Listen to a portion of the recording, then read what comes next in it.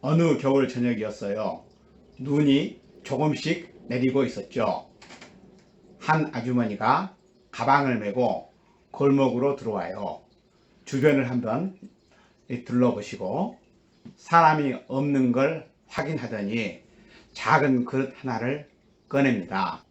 잠시 후 어디선가 고양이들이 하나 둘 나오기 시작해요. 그 모습을 바라보던 아주머니가 혼잣말처럼 이렇게 말씀하십니다. 오늘은 조금밖에 못 줘.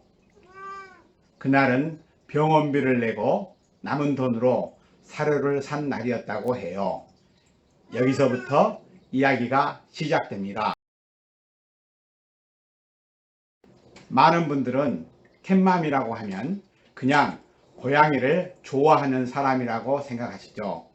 그런데 제가 16년 동안 그분들을 만나고 이야기를 하면서 느낀 건 조금 달랐어요. 형편이 좋을 때는 중성화도 해주고요. 아픈 아이가 있으면 병원도 데려가고 겨울이 되면 작은 겨울집도 만들어주곤 해요. 그런데 인생이라는 게 늘 같은 모습으로 흘러가지는 않잖아요.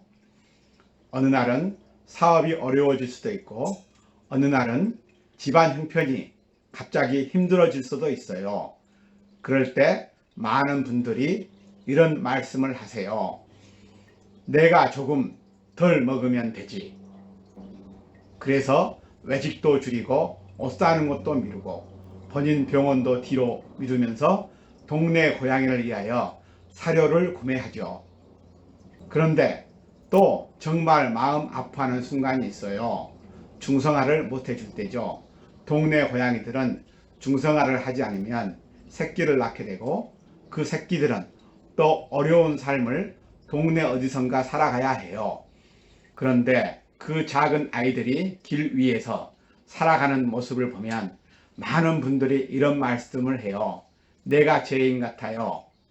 사실 그 책임이 한 사람의 것은 아니잖아요. 그런데 많은 캣맘들이 그러한 마음을 혼자 안고 살아가고 있어요. 대부분은 자기 집 근처에서 아이들을 돌봐요. 집 앞에서, 마당에서, 골목에서, 그리고 주택가, 아파트 주변에서요. 조용히 밥을 주고 겨울이 되면 작은 집도 만들어줘요. 그런데 제가 16년 동안 현장에서 보면서 느낀 건 어떤 분들은 정말 고행길 같은 삶을 살고 계시다는 거였어요. 지금도 기억나는 아주머니 한 분이 있는데요. 나이가 60대 중반이셨어요. 그런데 차가 없으셨거든요. 그래서 늘 버스를 타고 이동하고 있어요. 경기도 일대를 버스로 다니시면서 네 군데에서 동네 고양이들에게 밥을 주셨어요. 버스에서 내려 한참 걸어가서 밥을 주고 다시 버스를 타고 다른 장소로 이동하고 비 오는 날도 있고 눈 오는 날도 있죠.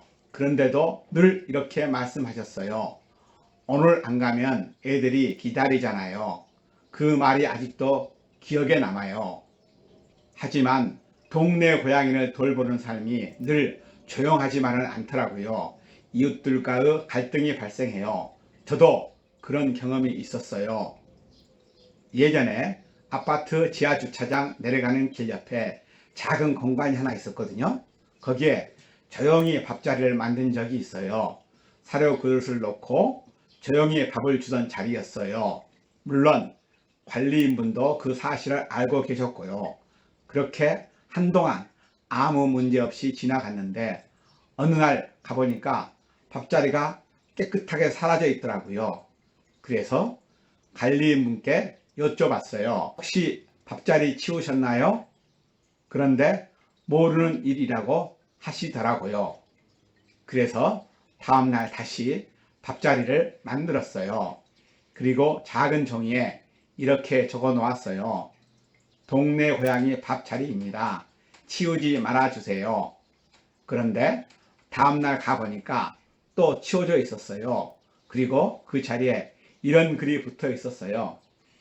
아파트에서 사고가 날 수 있으니 고양이 밥을 주지 마세요. 그렇게 누군가는 밥자리를 만들고 누군가는 치우고 또 누군가는 글을 붙이고 그 일이 여러 번 반복되었어요. 어떻게 보면 큰 싸움이 날 수도 있는 상황이었죠. 그래서 결국 저는 밥자리를 다른 곳으로 옮겼어요. 늘 밥을 먹던 고양이 한 마리가 오지 않아요. 첫날은 기다리죠. 둘째 날도 기다리고 셋째 날쯤 되면 대부분 알게 되죠. 이젠 돌아오지 않는구나. 그런데도 그날 같은 자리에 밥을 놓게 돼요. 혹시라도 다시 돌아올까 봐요. 그래서 저는 그렇게 생각해요. 동네 고양이를 돌보는 분들은 단순히 고양이를 좋아하는 사람이 아니라고요. 사라져가는 생명을 그냥 지나치지 못하는 측은지심 같은 마음이 있는 도덕적인 가치가 높은 분들이라고요.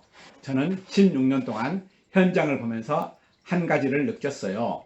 이 문제는 개인의 희생만으로는 해결되기 어렵다는 걸요. 누군가는 밥을 주고 누군가는 치우고 누군가는 민원을 넣고 누군가는 새끼 고양이를 구조하고 있어요. 아직 우리 사회에는 그 갈등을 줄여줄 시스템이 많이 부족하거든요. 저는 약 16년 동안 펫이랑이라는 반려동물 브랜드를 운영하면서 반려동물 용품을 설계하고 제작해 왔어요. 현장에서 고양이를 보고 현장에서 제품을 만들고 현장에서 반려동물 문화를 고민해 왔어요. 그래서 단순한 감정이 아니라 현장에서 본 현실을 이야기 드리고 있는 거예요.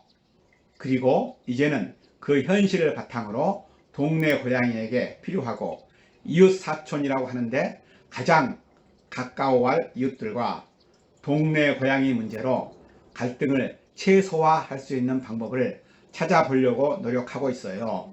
고양이에 대한 인식 변화, 공공급식소가 설치된 쉼터, 체계적인 중성화를 어떻게 해야 할까?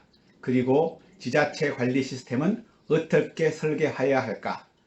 이런 것들이 조금씩 만들어져야 주민들과의 갈등도 줄이고 사람과 고양이가 함께 살아갈 수 있지 않을까 싶어요. 숨어서 밥을 주는 사회가 아니라 함께 관리하고 함께 책임지는 사회로 조금씩 바뀌어가면 좋겠어요.